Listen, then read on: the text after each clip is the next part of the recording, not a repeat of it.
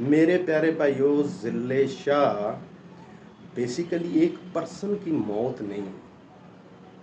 یہ معاشرے کے اندر جو چینج کا سوچ رہے ہیں،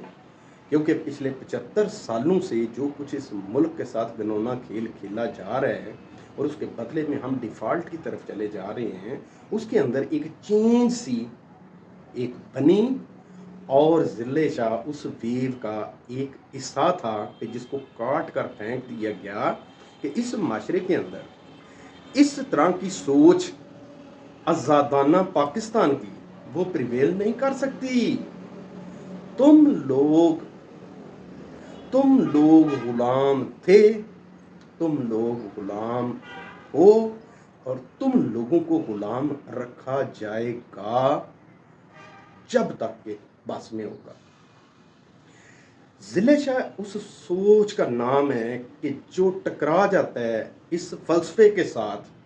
اور اس کی آواز کہتی ہے کہ نہ ہم غلام ہیں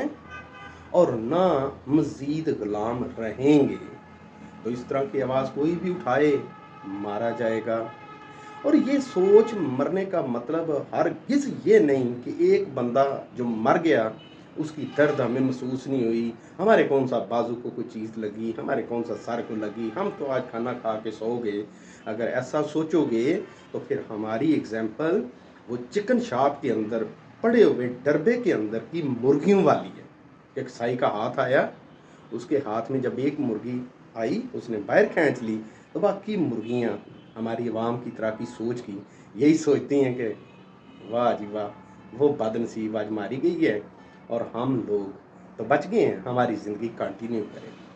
آپ کی زندگی تب تک کنٹینیو کرے گی میرے پیارے پاکستانی بھائیوں جب تک کہ آپ کی گوشت کی ضرورت نہیں ہے، ادروائز ذبح تو کیا جائے گا۔